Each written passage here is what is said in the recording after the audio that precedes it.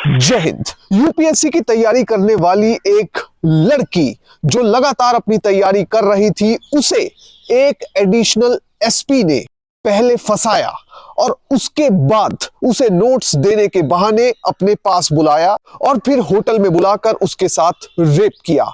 ऐसा एक बार नहीं हुआ बल्कि कई बार हुआ, जिसका जिक्र खुद लड़की भी नहीं कर पाई। जब एक बार ऐसा हो गया तो उसके बाद ये पुलिस अधिकारी बार बार लड़की को अपने पास बुलाने लगा, कभी लालच देकर या फिर कभी कोई दबाव बनाकर। लड़की को भी मजबूरन इसके पास आना पड़ता और ये सिलसिला लगातार 4 साल तक चलता रहा। उसके बाद ये लड़की प्रेग्नेंट हो जाती है। प्रेग्नेंट होने के बाद कथित तौर पर इस लड़की का अबॉर्शन करवाया जाता है। उसके बाद जब ये लड़की विरोध करती है तो उसको मार देने की धमकी ना सिर्फ ये एडिशनल एसपी देता है, बल्कि कथित तौर पर उसकी पत्नी और दोस्त भी उस लड़की को मार देने की धमकी देते हैं।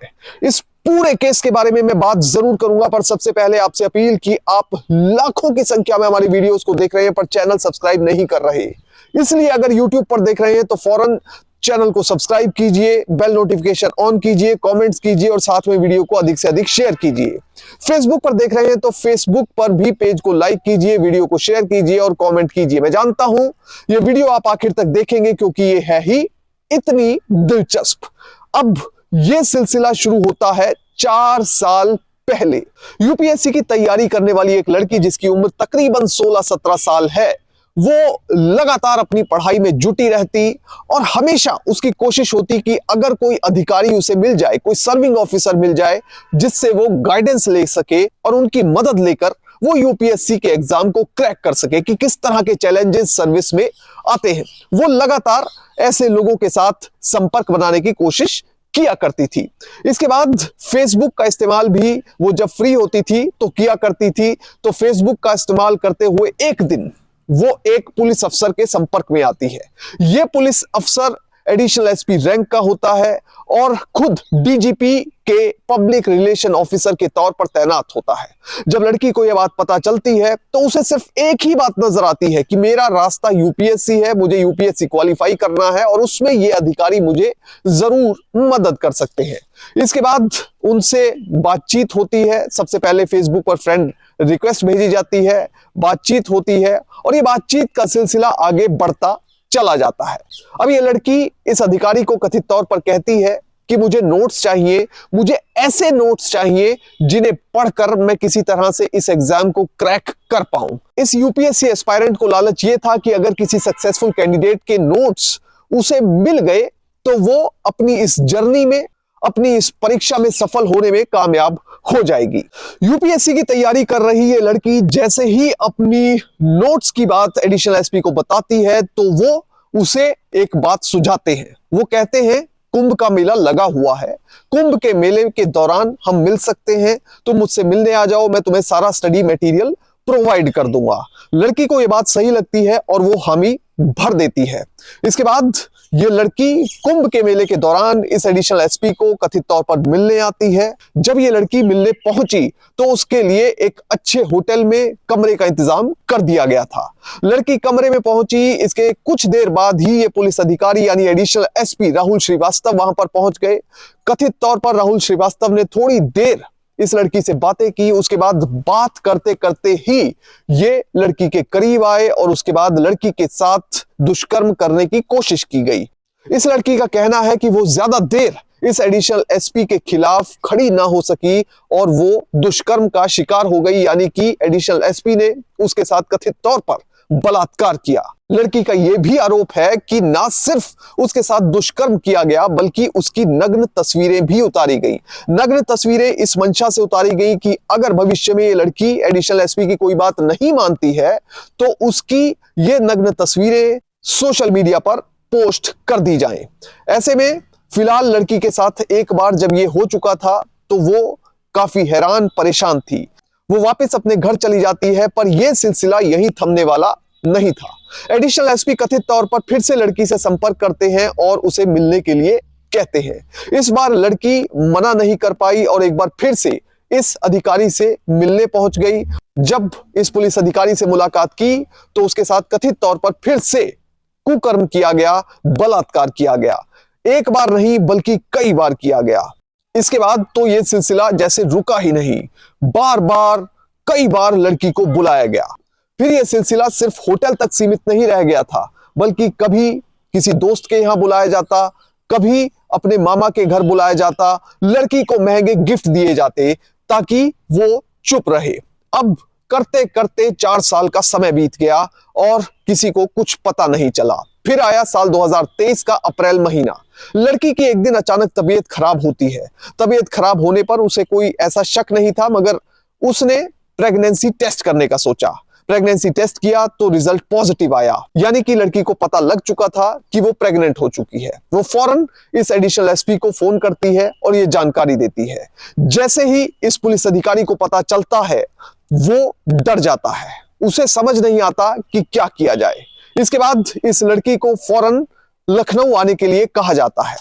एडिशनल एसपी के कहने पर यह लड़की कथित तौर पर फौरन लखनऊ पहुंच जाती है और लड़की का आरोप है कि जब वो इस अधिकारी से मिलती है तो उसे एक अस्पताल ले जाया जाता है और धोखे से उसका एबॉर्शन करवा दिया जाता है। लड़की का कहना है कि जो कुछ भी हुआ उसे बिना बताए किया गया।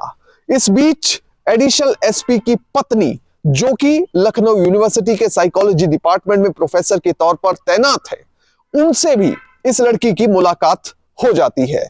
एडिशनल एसपी की पत्नी को भी ये लड़की अपनी व्यथा बयान करती है और पूरी बात बताती है कि शुरुआत में कैसे मुलाकात उसकी हुई थी और उसके बाद कैसे एडिशनल एसपी ने उसे अपनी हवस का शिकार बनाया। पर इस बीच दूसरी जगह एडिशनल एसपी की पत्नी और उसके दोस्त सौरभ, सतीश, विक्रम और सिद्धार्थ के अलावा और भी कई दोस्त इस लड़की को डराने धमकाने लगते हैं।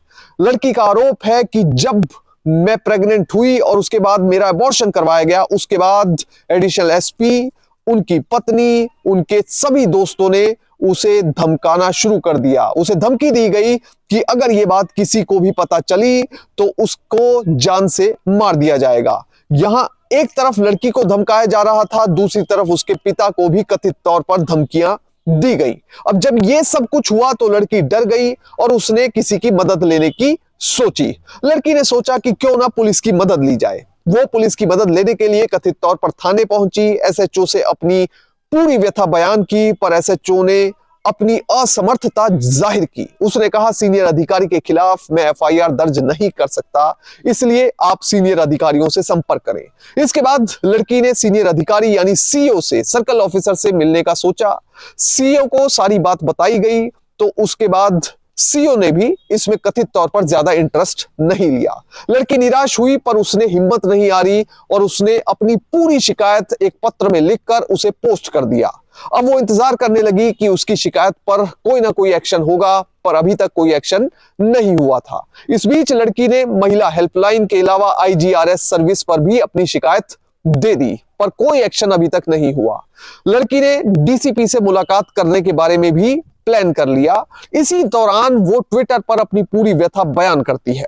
जैसे ही सोशल मीडिया पर यह लड़की अपनी पूरी व्यथा लिखती है तो सोशल मीडिया ही क्या बल्कि मीडिया भी इस बात को उठा लेता है और अलग अलग अधिकारियों के संज्ञान में यह बात आ जाती है। उसके बाद पुलिस डिपार्टमेंट में इस एडिशनल एसपी राहुल श्रीवास्तव के खिलाफ एक इंटरनल इंक्वायरी बैठाई जाती है। इंटरनल इंक्वायरी की रिपोर्ट 2 महीने में आ जाती है। उसमें कहीं ना कहीं ये निकलकर सामने आया कि एडिशनल एसपी और इस लड़की के बीच कुछ ना कुछ तो संबंध रहे हैं, दाल में कुछ काला है, जिसके बाद इस एडिशनल एसपी को तुरंत प्रभाव से सस्पेंड कर दिया गया। अब एक तरफ जब लड़की ने सोशल मीडिया पर अपनी पूरी व्यथा बयान की, सीनियर अधिकारी एक्शन में आए, तो दूसरी तरफ लड़की का केस भी रजिस्टर कर लिया गया। 6 जनवरी साल 2024 को अपराध संख्या 444/2024 के तहत अपराध दर्ज कर लिया गया और आईपीसी की धारा 376, 506 और 313 के तहत एडिशनल एसपी राहुल श्रीवास्तव के खिलाफ मामला दर्ज कर लिया गया। ये सभी धाराएं वो धाराएं हैं जो किसी भी सिविलियन, किसी भी गंभीर अपराधी के खिलाफ भी अगर लग जाए तो उनका करियर, उनका जीवन लगभग तबाह माना जाता है। ऐसे में किसी पुलिस अधिकारी के खिलाफ ऐसी धाराएं लगना अपने आप में एक गंभीर बात है। आईपीसी की धारा 376 को अगर समझे तो रेप के लिए यानी बलात्कार के लिए सजा इसके तहत दी जाती है और जिस भी व्यक्ति को सजा मिलती है उसमें अधिकतम सजा लाइफ इंप्रिजनमेंट यानी आजीवन कारावास होता है। इसके साथ ही उस व्यक्ति को जुर्माना किया जा सकता है और जो मिनिमम सजा है 376 के तहत वो है 10 साल की। तो यानी कम से कम सजा भी अगर माननीय अदालत करेगी तो 10 साल की करेगी। दूसरी धारा है आईपीसी की धारा 506 जो कि आपराधिक धमकी के लिए सजा देने का प्रावधान करती है। इसमें अगर व्यक्ति दोषी पाया जाता है तो उसे 7 साल तक की सजा दी जा सकती है या फिर उस पर जुर्माना किया जा सकता है या फिर सजा और जुर्माना दोनों किए जा सकते हैं। तीसरी इंपॉर्टेंट धारा है आईपीसी की धारा 313 जो कि इस एडिशनल एसपी के खिलाफ लगाई गई है। इसमें महिला की सहमति के बिना उसका एबॉर्शन करवाने को लेकर व्यक्ति को सजा दी जाती है। इसमें लाइफ इंप्रिजनमेंट यानी कि आजीवन कारावास तक की सजा हो सकती है और इसके साथ ही जुर्माना हो सकता है। हम यहां पर यह कतई नहीं कह सकते कि ये एडिशनल एसपी दोषी है। आरोप लगे हैं जिसको लेकर पुलिस लगातार जांच कर भी रही है। इसके बाद मामला अदालत में जाएगा और माननीय अदालत ही तय करेगा कि एडिशनल एसपी दोषी है या नहीं। जो भी अदालत का फैसला होगा वही अंतिम सत्य होगा। जय हिंद।